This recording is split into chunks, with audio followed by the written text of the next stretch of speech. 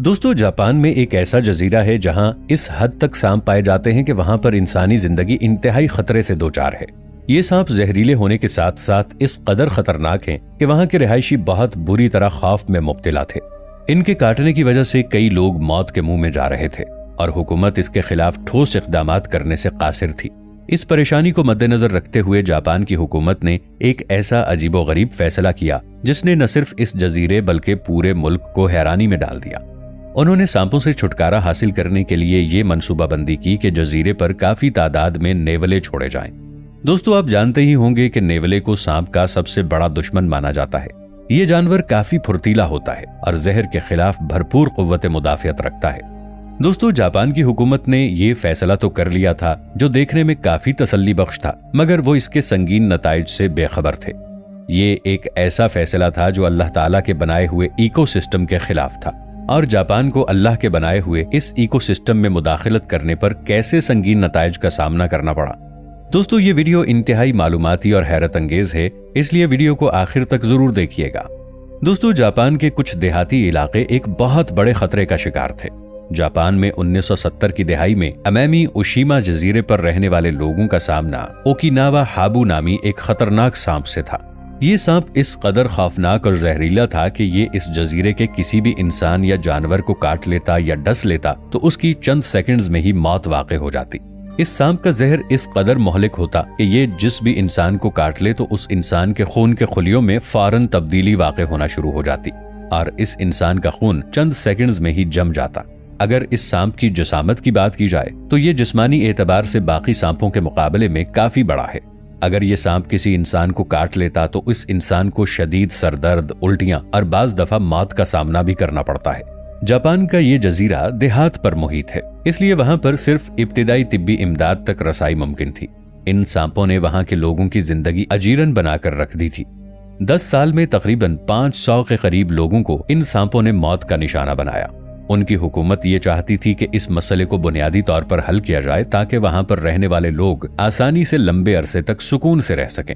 इसलिए सबसे पहले मरहले में इस सांप के जहर का तिर्याक तैयार किया गया, यानी कि एंटीडोट तैयार किया गया। मगर इस तिर्याक को महफूज रखने के लिए बिजली और रेफ्रिजरेटर की जरूरत थी और वो इलाका देहाती होने की वजह से वहां पर ये सहूलियात मुयस्सर नहीं थी। अब ये मसला दिन ब दिन जोर ही पकड़ता जा रहा था। इन मसाइल से निपटने के लिए बिलाखिर जापान की हुकूमत को एक कड़ा फैसला करना पड़ा। उन्होंने अपनी तरफ से ये खासा दानिशमंदाना फैसला किया था। जापान की हुकूमत ने 1989 यानी 1989 में इकोसिस्टम में मुदाखलत करने की कोशिश की।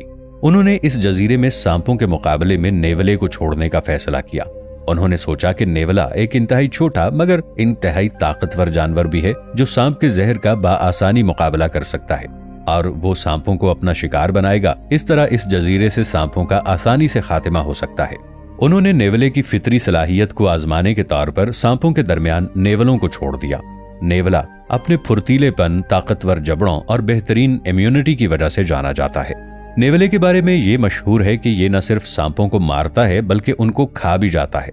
जापान ने अपने मंसूबे के मुताबिक 30,000 नेवलों को अमामी ओशिमा जजीरे में इस खतरनाक सांपों के खात्मे के लिए छोड़ दिया। यूं तो जापानी हुकूमत की ये स्ट्रेटजी बहुत जानदार लग रही थी, मगर जापान की हुकूमत ने जो सोचा था वो बिल्कुल उसके बरखिलाफ हुआ। इन सांपों और नेवलों के शबो रोज में बहुत फर्क था।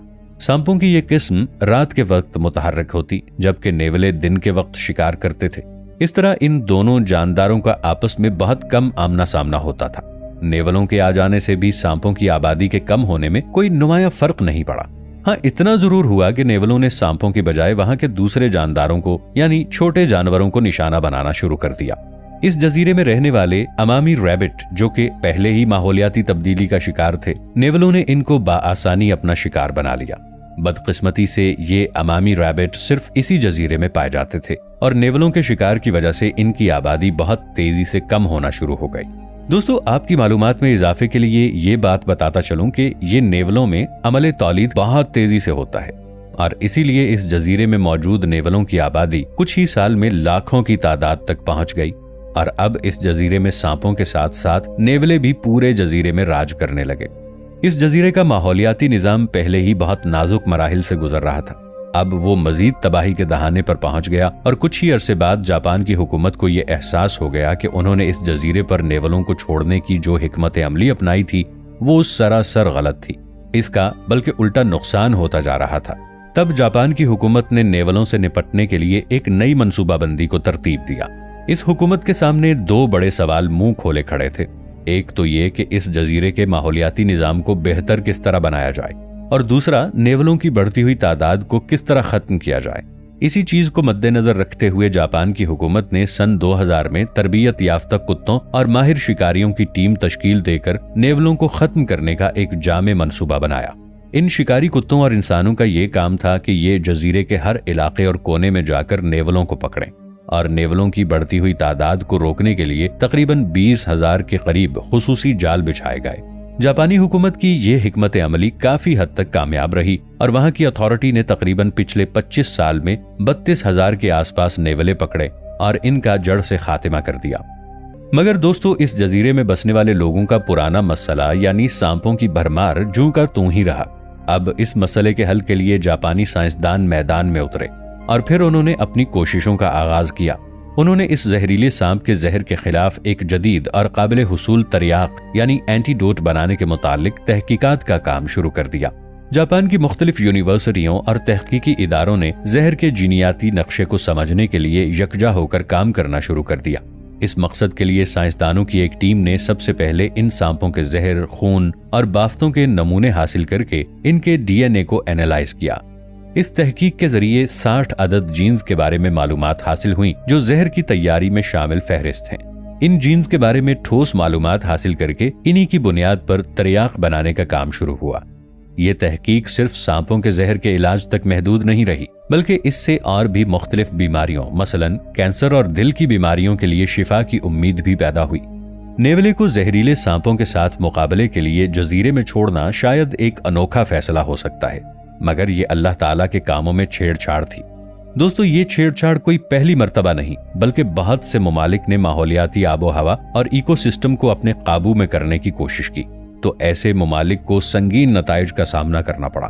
बाज ममालिक में ये तबाहकुन असरात अरसे तक हावी भी रहे और कुछ ममालिक ने अपनी बेहतरीन और दानिशमंदाना हिकमत अमली से बहुत से मसाइल को हल कर लिया।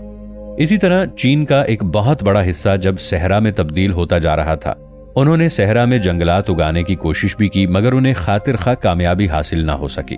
चाइना ने इस जगह पर एग्रीकल्चर के फरोग के लिए बहुत कोशिश की। इसका ये फायदा हुआ कि सहरा के आसपास रहने वाले लोगों को रोजगार मिलना शुरू हो गया। रिसर्चर्स ने इस रेगिस्तान में ऐसे पौधों को लगाना शुरू किया जो कम पानी में भी परवान चढ़ सकें। सहरा को खत्म करने के लिए जानवरों को भी इस्तेमाल किया गया। इस रेगिस्तान में फ्रांस से मंगवाए गए खुसूसी 12 लाख खरगोश छोड़े गए, जिनका नाम रेक्स हेयर रैबिट्स था। फ्रांस से लाए गए ये खरगोश चीन के लिए काफी फायदेमंद साबित हुए, क्योंकि ये खरगोश जमीन की खुदाई करके जमीन के अंदर घर बनाकर रहते थे। जब वहां के खरगोशों ने सहरा में लगा घास खाया तो पाखाने के जरिए खुदाई वाली जमीन पर उनके बीज फैल गए, तो हर तरफ हरियाली सहरा में फैलने लगी।